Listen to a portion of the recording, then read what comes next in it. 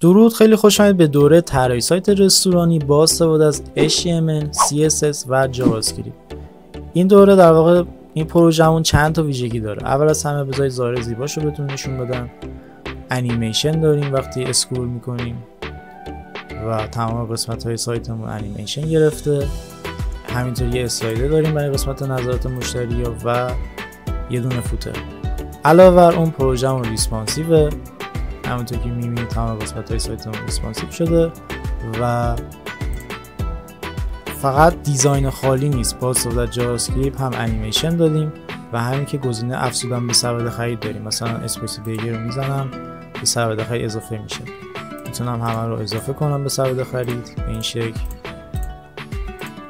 تمام پیغاماش میاد و داخل سبد خرید من همه رو دارم. مثلا مرغ لطیف 2 تا دارم، میتونم بکنم 4 تا یا اینکه کلا حذفش کنم و اینجا وقتی تغییر میدم قیمتم پایین تغییر میکنه و جمع کلو من اینجا دارم.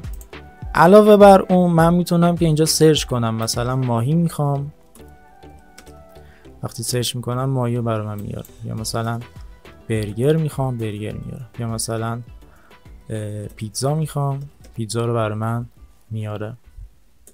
با استفاده از این پروژه میتونید به مهارت خیلی خوبی از ریسپانسیو سازی و استایلدهی برسید و همین که جاوا اسکریپتتون رو خیلی بهتر کنید، چون همونطور که بهتون گفتم پروژه کاملا واکنشگراست، سبد خرید داره و قابلیت در واقع جستجوی محصول رو داریم و همینطور در واقع با استفاده از کتابخونه‌های مختلف میتونیم که پروژه‌مون رو قشنگ‌تر کنیم. مثلا اینکه انیمیشن دادیم به پروژه‌مون و سورس کدش کاملا رایگانه، کافیه که این ویدیو لایک کنید و اسکرین شاتش رو برای این آیدی که براتون میذارم بفرستید و منم درجا در واقع سورس کد رو بهتون میدم.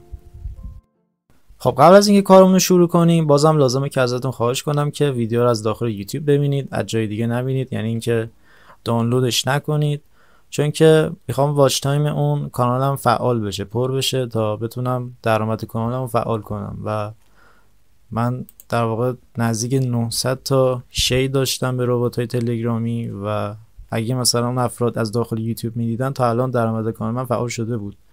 پس تا جای ممکن از خود یوتیوب ببینید که یه حمایت خیلی بزرگی در حق من کرده باشید و یه سری پیش نیاز داریم برای اینکه کارمون رو شروع کنیم.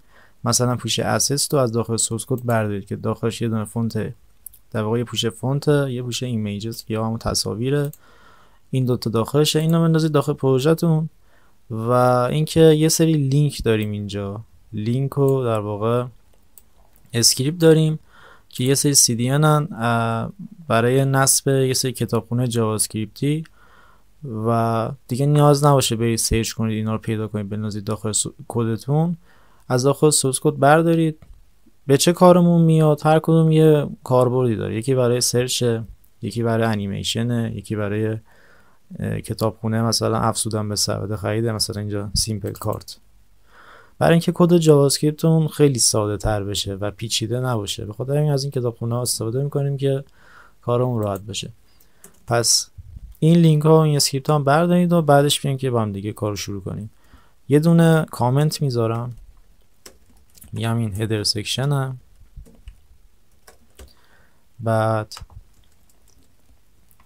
یه تگ هدر می نویسم، میخوام که اون هدرم رو درست کنم، یه تگ نو،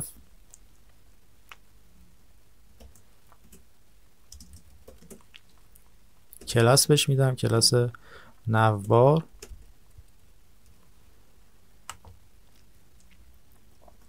و یه دونه دیو بهش میدم، کلاس لوگو و یه اچوان آذرخش. اسم سایت رو گذاشتم همچین چیزی و اول دمو رو نشون بدم. دمو این شکلی که یه دونه لوگو داریم، یه دونه قسمت اون ULL اونه، یه دونه هم سبد خریده که اینجاست. پس یه بخش که اینه با یه دیو مشخص کردیم، بعد از این میام بیرون یه دونه UL می نویسم، ULLI، برای این کلاس میذارم، کلاس nav links میدم بهش nav links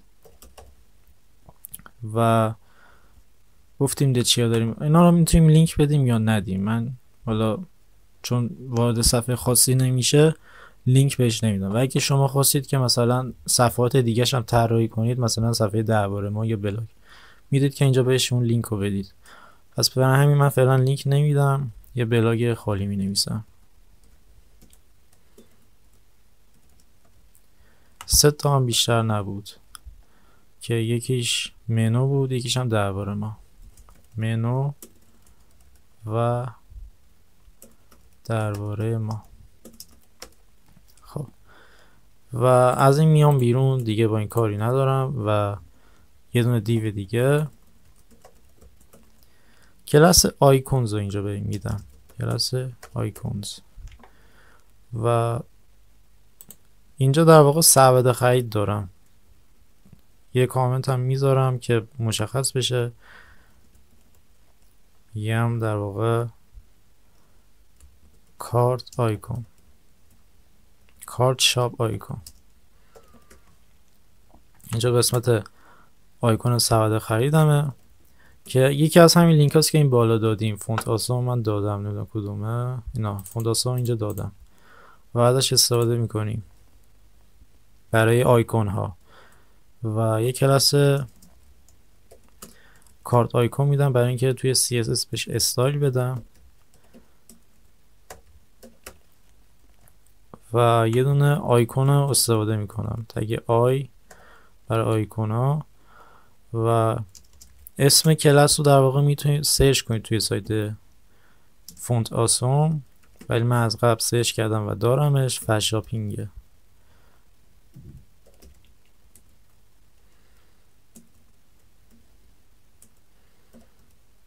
یه شاپینگ کارت. خب این در واقع سبد خریدمونه و در واقع آیکون سبد خریدمونه. یه بخش دیگه داره این قسمت که مربوط میشه به منومون، یعنی اون منومون رو درست میکنیم، اینجوری اضافه میشه. من دیگه الان درست جاوا اسکریپت نیاز داره ولی همینجا فعلا تگ HTML می نویسم. اون قسمت که رسید مثلا به جاوا اسکریپت تکمیلش میکنیم، ولی HTML همین الان می نویسیم. پس اینجا می نویسم منو شاپ یا منو آیکون، نمیدونم چی بنویسم انگلیسی، منو کارت مثلا، که مشخص بشه این قسمت برای کدومه. و اینجا یه دیو دیگه میدم، به جفتشون کلاس میدیم. یه دونه کلاس کارت دراپ داون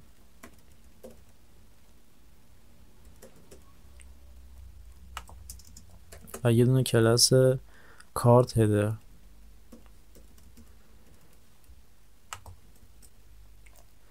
و یه دونه HTTP بهش میدیم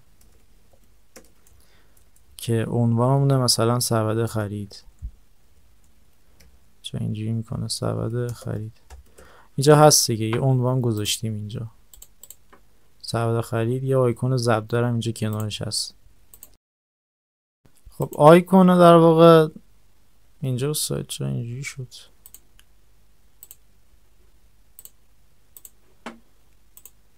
الان دوست. خب آیکون در واقع اون زبدر نیاز داره که چون یه کاری داره انجام میده دیگه، مثلا الان روش میزنم بسته میشه، در واقع یه باتنه. پس یه باتن اینجا می نویسم که یه عملکردی داره، وقتی روش زدیم ببنده. کلاس مثلا کلوز کارت رو بهش میدم.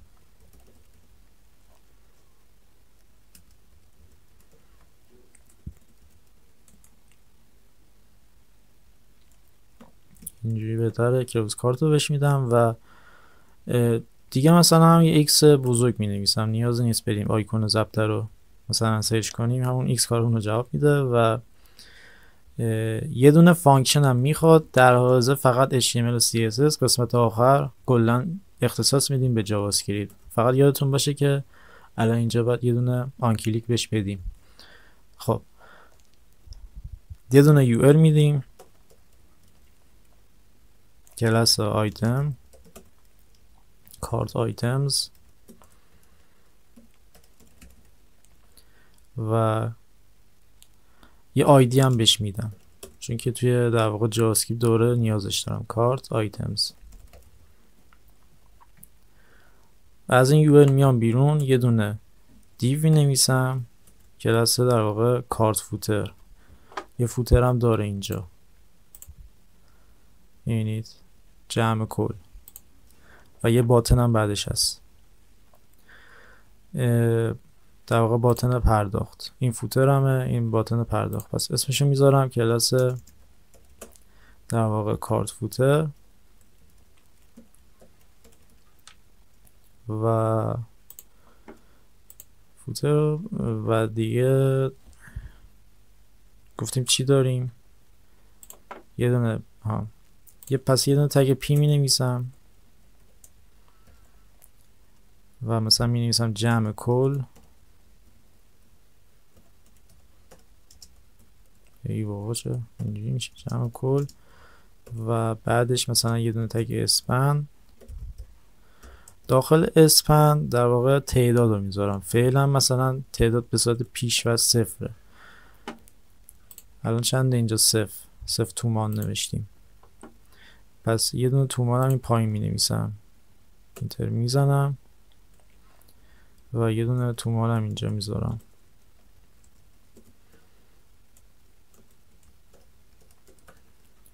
به همین راحتی.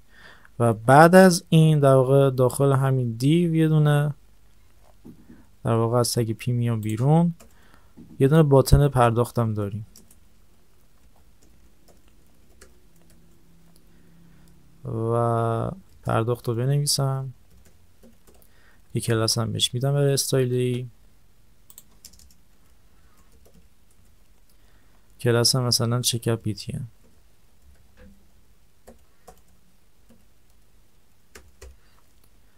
خب کارمون با هدر تموم شد، یعنی تگ های HTML رو نوشتم و یه نشونم بدم الان به این شکل دیگه. یه دونه در واقع اسم سایت، اون URL الایاس، سبد خرید و اون منو. 4 قسمته.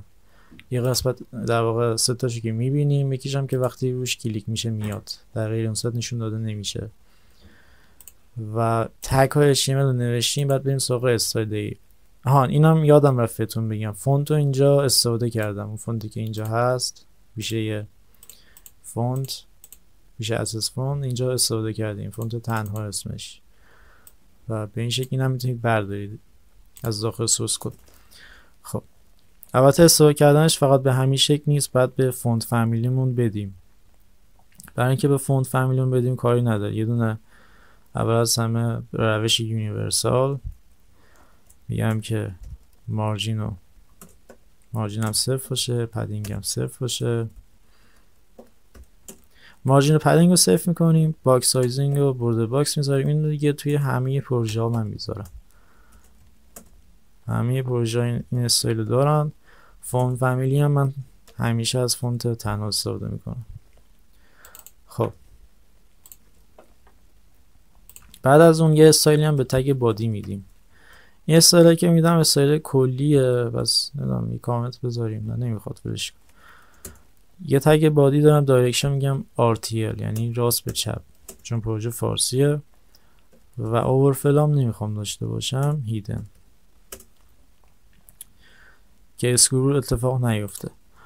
بعدش میریم سراغ تگ H2.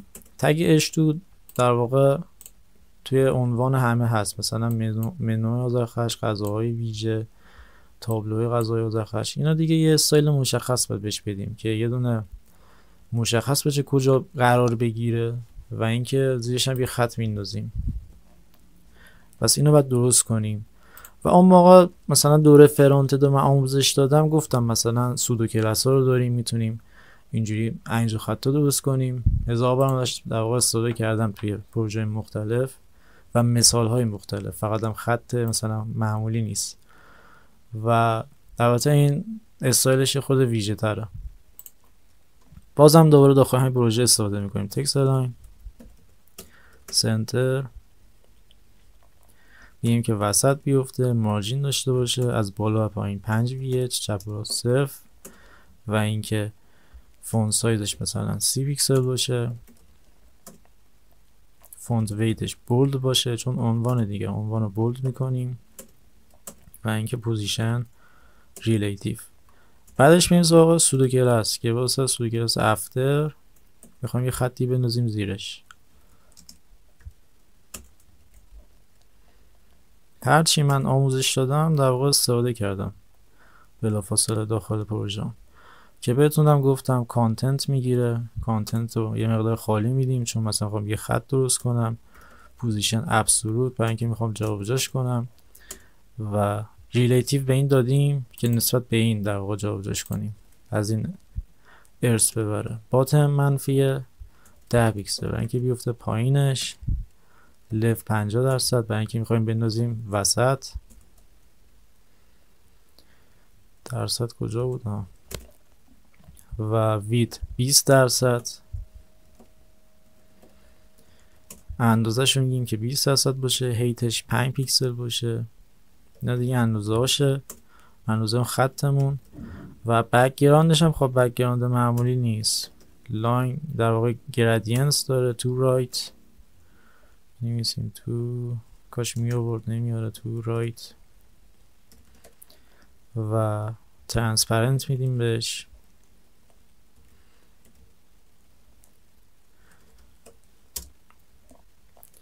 و اینکه رنگش هم مشخص میکنم. یه رنگ در واقع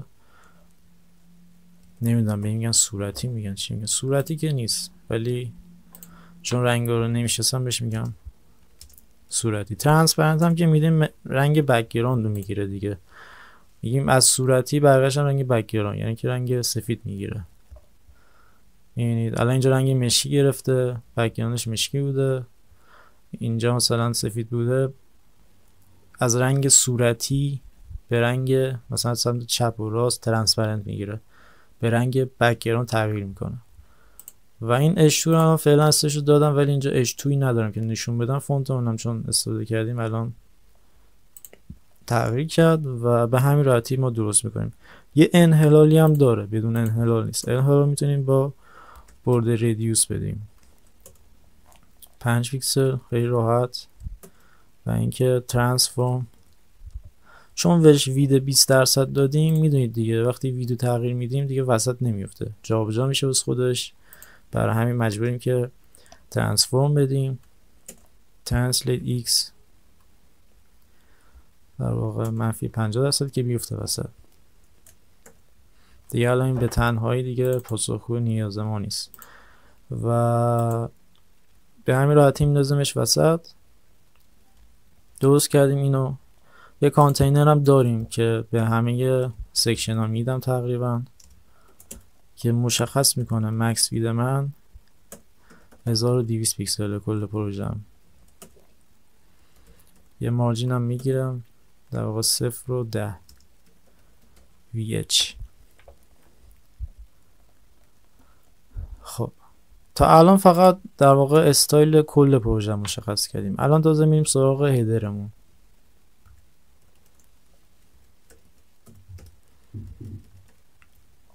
هیدر در واقع پوزیشنش ابسولوته. تگش یادم رفت. هیدر یه تگ هیدر دارم، پوزیشن رو میگم ابسولوت، ریلیتیو نه ابسولوت. و اینکه تاپ و لفت اینا همه صفر و این بچسبه بالا. رایت هم صفر. زد ایندکس مثلا یه عدد همینجوری میدم 1000. میخوایم که بندازیمش روی هرو، یعنی در واقع هدری نیست که از خودش بک‌گراند داشته باشه، هدریه که میفته روی در واقع اون هرومون، بک‌گراند هرو رو میگیره. این مثلا 1000 10,000 دادیم، یه عددی که همینجوری دادیم، توی مثلا 50 بدید فرق نمیکنه. بک‌گراند کالر، رنگ بک‌گراند رو میگیم که بیار دیگه اذیت نکن، بهتون توضیح دادم دیگه، رنگ هرو رو میگیره. پس ترانسپرنت میدیم که رنگ اون چیزی که میفته روشو بگیره. بعدش میریم سراغ تگ نوبار. نوبارم که خب بارها درست کردیم، دیسپلی فلکس میدیم، جاستیفای کانتنت اسپیس بیتوین میدیم، دیگه چیز تکراری، یه فاصله بینشون باشه فلکس برای اینکه اینا بیفتن کنار هم. جاستیفای بیتوین هم که یه فاصله از هم داشته باشن. در واقع الان این سه قسمت اینجوری، یه دیو این بود، یه یو ال ال این بود، یه دیو هم این بود.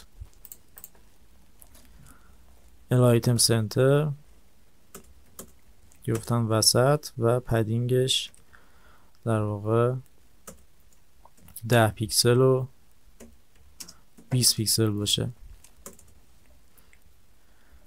و الان چیدمان رو مشخص کردیم. این وسط هم که گفتم منظورم تو این محور بود. و الان چیدمان رو مشخص کردیم. میمونه استایل بخش مختلف. مثلا من کلاس لوگو دارم که یه تگ H1 داخلش داره. فونت سایزشو میگم که 24 پیکسل باشه و کالرش هم FFF. الان بک‌گراندم سفیده محو میشه متاسفانه، ولی اینجا بک‌گراند قرمز اینجوری نشون داده میشه. فعلا نمیتونم نشون بدم. بعدش گفتیم چی داریم؟ بعد از لوگو ما یه دونه در واقع ناولینکس رو داریم. من این ناولینکس رو اینجا میدم. اول از همه چیدمان رو مشخص میکنیم. میگیم دیسپلی فلکس، فلوت نه فلکس. فلکس برای اینکه اینا در واقع اینجا زیر هم بیفتن کنار. یکی این. مشکل بعد اینه که لیست استایل داره، اون دایرهای کنارشون میخوام که نباشه نان. میتونیم اینو به کل پروژه بدیم اگه دوست داشتید، یا اینکه نه مثلا میخوام فقط اینا نداشته باشم پس به این میدم. و فعلا فرقی نمیکنه. الان چیدماش مشخص شد، ولی مثلا چسبیدن به هم.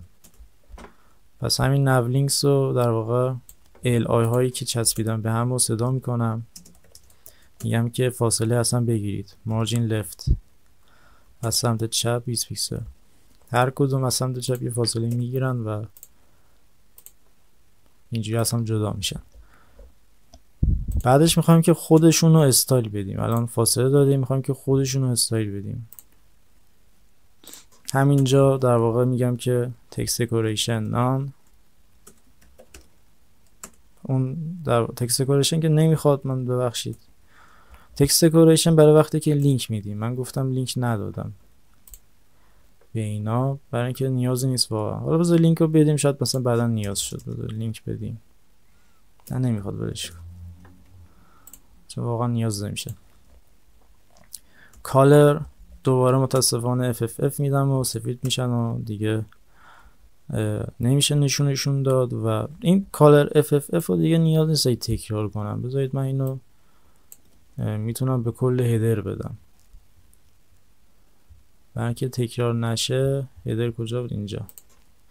چون کلا سفیده دیگه، بچه تکرار کنم. اینا سفید سفید سفید.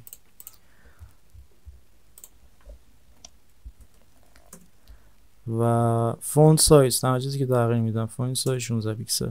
دیگه هر دفعه رنگو ننویسیم. و در آخر هم میمونه قسمت آیکونز که اینجا نوشتم.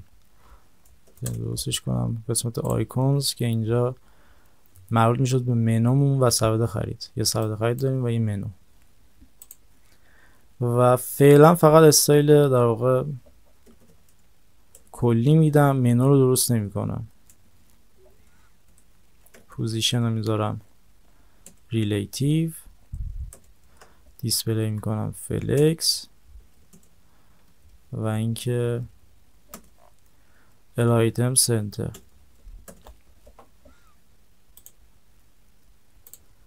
فعلا به این شکل میشه. البته این رنگ سفید گرفته معلوم نیست، به جز فقط باطنا فقط مشخصن.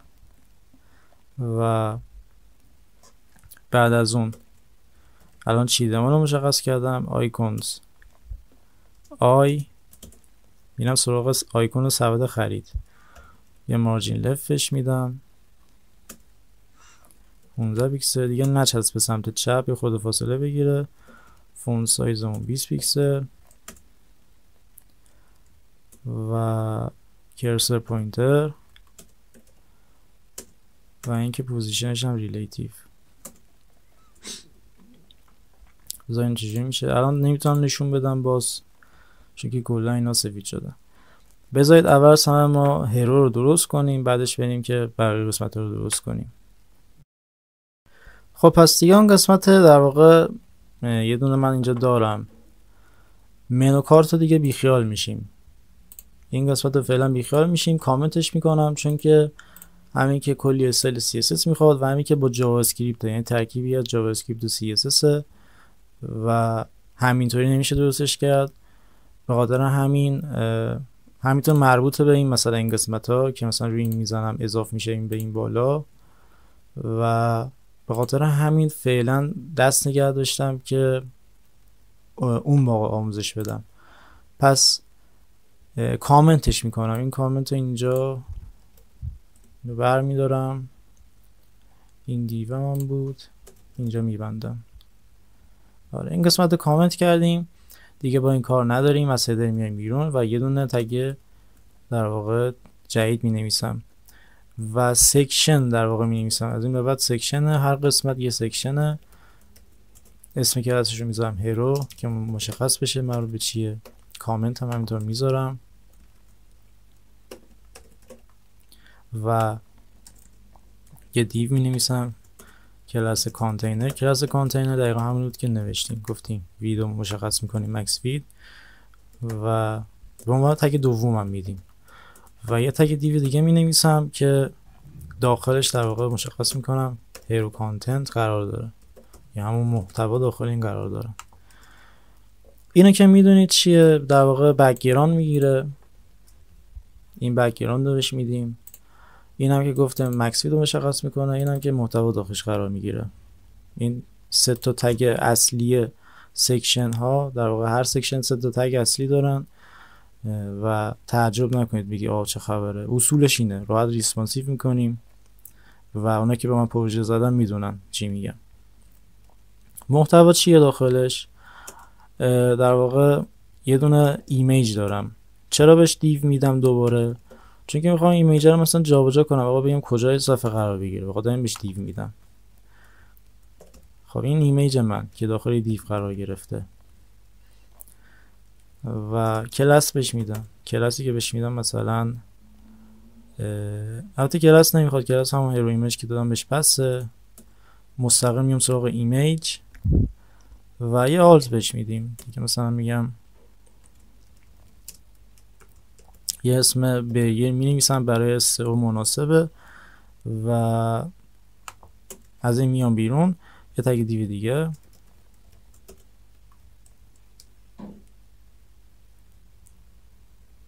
خب عنوان داریم، دو بخش دیگه. یه بخش برای در واقع تصاویر که یه تصویر اینجاست، یه بخش هم متنه که عنوان و متن و باتن اینا داخلش قرار دارن. پس این تگ دیو دوم که داخل در واقع هرو کانتنت قرار داره مرتبط میشه با تکستامون. پس کلاس هرو تکست میش میدم و یه اشتو میگم برگر آذرخوش یا آذرخش، اسمش از چت جی پی تی گرفتم، تلفظش رو نمیدونم. و یه تگ پی میگم که مثلا بهترین چی نوشتم، بهترین برگرهای تهران فقط در رستوران. بهترین برگرهای تهران فقط در رستوران. چرا کپی نکردم نمیدونم. خب و یه باتن هم می نویسم برای مثلا ثبت سفارش و HTML هم انقدر سبکه. این قسمت هرو دیگه HTML خاصی نداره. الان نتیجه هم بیارم فعلا چیزی نیفتاده چون که SRC ندادیم. من فقط ایمیج اینجا نوشتم. SRC منظور اون کدوم تصویره؟ میگم که برو داخل پوشه اسست اسست داخل پوشه برو، بعدش به پوشه ایمیجز، بعدش مثلا اون تصویر رو بیا home.png و الان عکس همبرگر باید بیاد. این عکس همبرگر اون متنام زیرش و به یادخش هم این گندگی افتاده، اون آلتاسی یادم نمیدونم چرا اینجوری افتاده اینجا. ها نه این اشتو است. این H2 که اینجا افتاده وسط و داره ارث بری میکنه از اون H2 که نوشتیم. ما اینجا دستکاریش میکنیم، میگیم از اون ارث نبر، یه استایل خودت داشته باشه. خب بریم سراغ CSS. اینجا بس یه کامنت میذاریم اول از همه که آقا این قسمت خالیه، اسمش خوبه، کارت منو یا منو کارت، این قسمت مربوط به اونه. یه کپی هم از این بگیرم. الان میایم سراغ هرومون که بعداً CSS میدیم. حالا هرو رو الان CSS رو همینجا میدیم. یه دونه بک‌گراند داریم، بک‌گراند رو بندازیم. اول همه بک‌گراند کالر رو مشخص میکنم. بک‌گراند هم در واقع یه دونه لکه است، یه دیگه لکه داره. اینا یه عکسیه که بک‌گراند خاصی نداره، این دو لکه توشن که در واقع ظاهر زیبایی به این سایت داده. ببخشید. پس بخاطر همین رنگ رو باید بهش بدم، خودش به در واقع رنگ نداره. RGB 173 00 یه رنگ در واقع قرمز جیگری، نمیدونم چجوری میگن، رنگ رو باید نیست.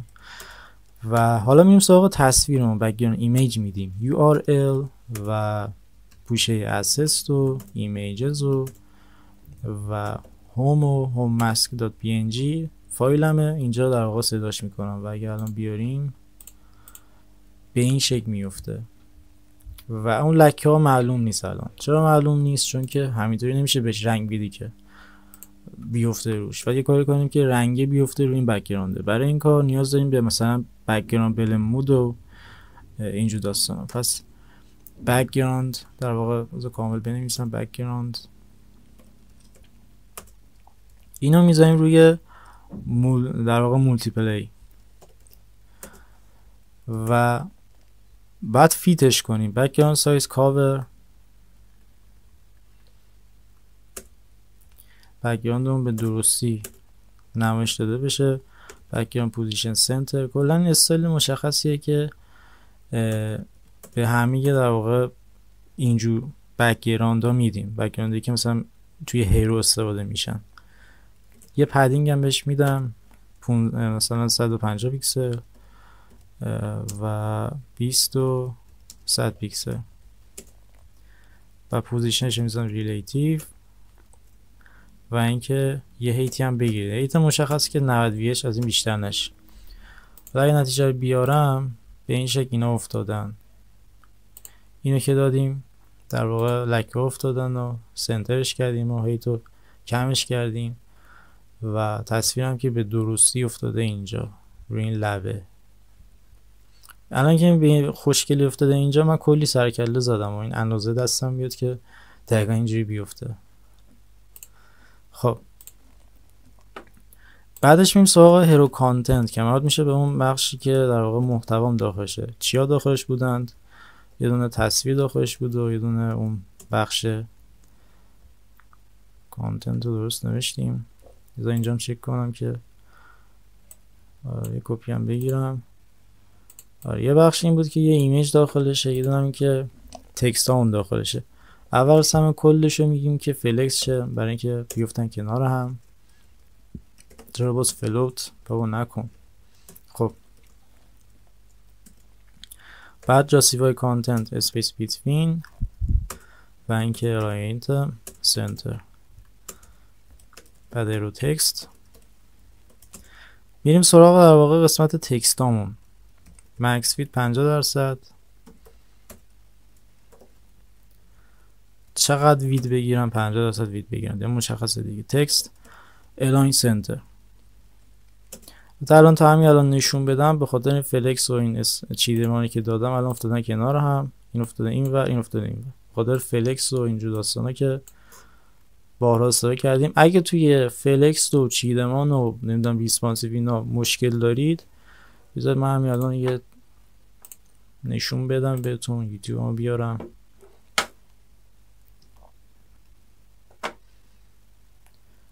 این در واقع اگه بیاد میاد چرا میخوام بهتون بگم که روی ضعفاتون کار کنید. مثلا من همه چی آموزش دادم و همینطوری نرید سراغ این پروژه. توی قسمت ویدیوها، حالا ویدیو نه پلیلیست، من اینجا دوره پروژه محور گذاشتم. این دوره پروژه محور فقط مثلا HTML CSS خالی یاد ندادم. HTML مثلا یاد دادم، CSS رو یاد دادم. اگه بلدید نمیخواد نگاه کنید، بعدش میید سراغ اون قسمت مثلا طراحی پروژه سایت فروشگاه کافه با HTML CSS. اینجا شروع میشه و اینجا تموم میشه. اینجا یعنی اولین پروژه است برای کسایی که میخوام پروژه زدن شروع کنن، HTML CSS یاد گرفتن، میخوام پروژه زدن شروع کنن. این عالیه براشون و ریسپانسیو هم هست، کاملا عالیه. و علاوه بر اون، بعد از اینکه پروژه دیدید، پروژه دیگه هم داخل در واقع گذاشتم که با HTML CSS یه دونه کتاب بود فکر کنم. من اینو ببندم. اینم فقط با HTML CSS که ظاهرش خوبه، ولی اینی که الان دارم میزنم این پروژه از این خیلی کامل تره، چون که هم انیمیشن داره و هم که کلی جاوا اسکریپت داره. بگذاریم. خواستم که بگم چه ویدیوی داخل کانالم هست، بیشتر آشنا بشید با من و اگه نمیدونستید. حالا خب اینو گفتیم که وسط بیفته، بعد مارجین لفت 40 پیکسل، مارجین لفت 40 پیکسل و اینکه سمت چپ فاصله بگیره. هدف اینه به خود فاصله بگیره بیفته این ورته. خب الان میریم سراغ اون H2 داره گفتیم که ارسپری میکنه از اون نمیدونم چیزی که نمیخوایم. پس هرو در واقع تکست H2 رو اینجا فاصله میدیم دیگه. تگ H2 رو میگیرم، فون سایزش عوض هم میخوام بزرگ کنم، یه سایز خیلی بزرگ 64 پیکسل، حتی خیلی بزرگ هم نیست. بعد کالر FFF برای اینکه سفید بشه و مارجین باتم در واقع از سمت پایین فاصله بگیره. چقدر؟ 20 پیکسل. به همین زیبایی نواخته شد. و بعدش میریم سراغ تگ پی. الان ما یه H2 دادیم، یه پی هم داریم، H2P باتن به ترتیب. هرو تکست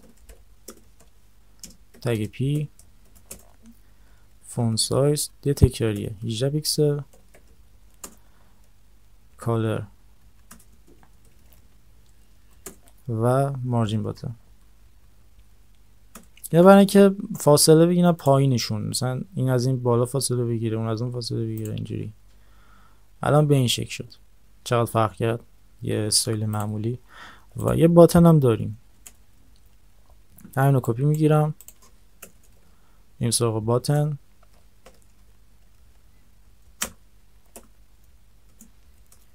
بیا پایین و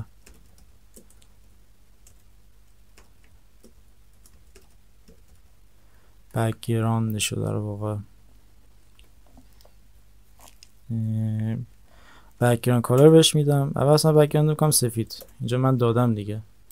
بک‌گراندشو سفید میکنم مثل این. بعد متنشو مثلا یه رنگ قرمز میدم، یا میتونید مشکی بدید، فرق نمیکنه، ولی من یه رنگ قرمز ترجیح میدم. کالر مثلا نه اینکه قبلا استفاده کردم، FF13 و بوردر نام، پدینگ 10 پیکسل و 20 پیکسل. استایلیه که به باتن ها میدیم، بارها دادیم.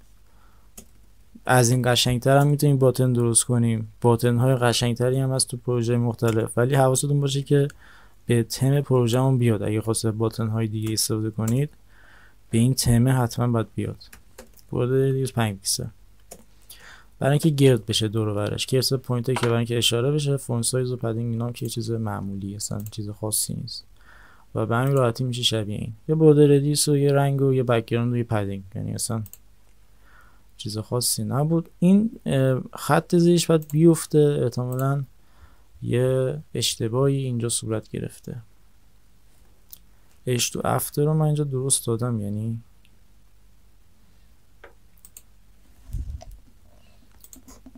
نمیدونم، بذار بعدا اینو درست میکنیم.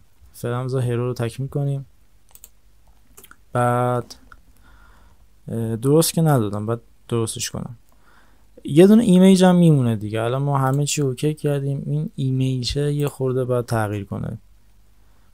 اول از همه میگیم که در واقع قسمت هرو ایمیج یه دونه تگ ایمیج داریم که تصویرمه، کامل میگیرمش، به خاطر همین بهش کلاس ندادم، به این شکل گرفتمش. 100% مکس ویدو میگیم 100%، هیتو تغییر میدیم به 80 VH و مارجین تاپ منفی 10 پیکسل. یه خورده میاد پایین تر با این کار و بیشتر میچسبه. یه خورده میاد پایین تر که بهش بیشتر بچسبه و یه خورده هم هیتشو تغییر دادیم و بذارید ها من دارم اینو نشون میدم، ببخشید اینا. خب این الان پروژه در واقع قسمت اولمون که هیدر و اون در واقع مونده، ببخشید هنوز مونده، می‌خواستم پروژه تمام کنم. ریسپانسیو سازی مونده. ریسپانسیو سازی هم کاری نداره، یه دونه مدیا میدیم و یه مکس ویت میدیم، میگیم که توی سایز 768 پیکسل، یعنی حد اکثر این بود، از این سایز کمتر، یعنی رسید به 760. کجا میشه؟ اینجا مثلا بذار تو این نشون بدم. تا اینجا 760 بیشتره، بعد اینجا میرسه میان تغییر پیدا میکنن، همچین چیزی میشه. تو سایز موبایل مثلا بیاریم میاد میشه موبایل. پس این منظورمون اینه، رسید به سایز موبایل در واقع ناو لینکس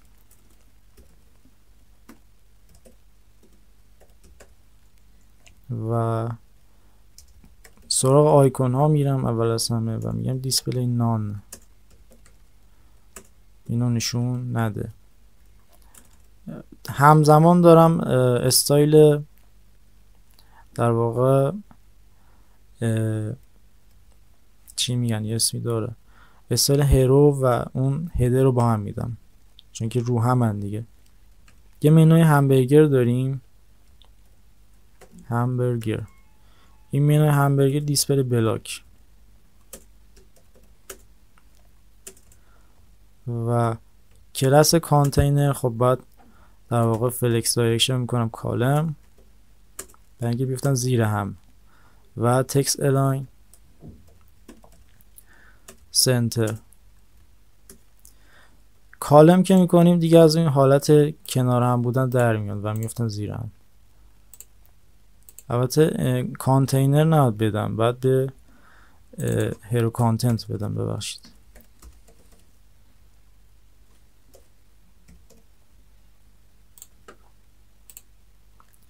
هرو کانتنت دیگه که اون تصویر و اینا داخلش بودن.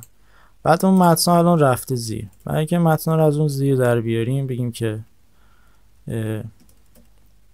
اون زیر دیگه نباشید، هرو تکست در واقع مکس ویدش رو میگم 100%.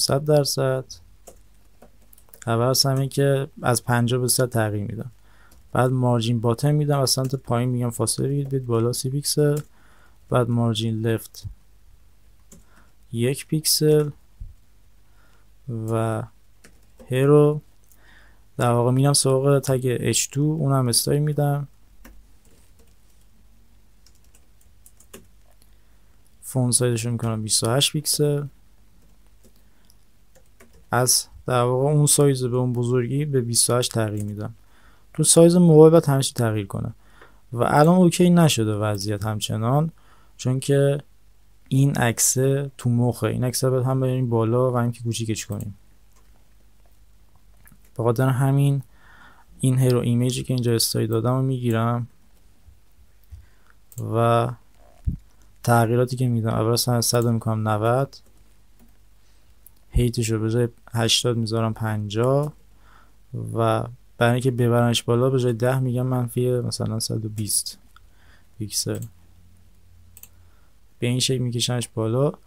H2 در تغییر نکرده، هرو تکست H2 میبینید. فونت فامیلی دادم به اشتباه، فونت سایز،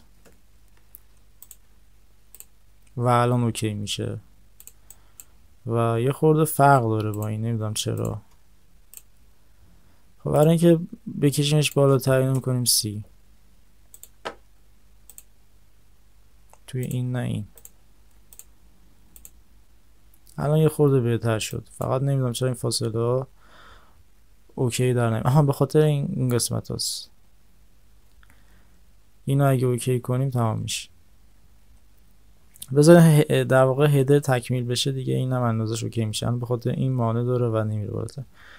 اینم تا اینجای کار. و توی قسمت بعدی ما قسمت منوی آذرخش و این در واقع کارتامون رو درست میکنیم. قسمت بعدترش میایم که در واقع این دوتا درست میکنیم. فوتر هم که چیزی نداره واقعا و میشه 3 قسمت. قسمت 4 میشه جاوا اسکریپت رو بهش اضافه میکنیم و تمام میشه.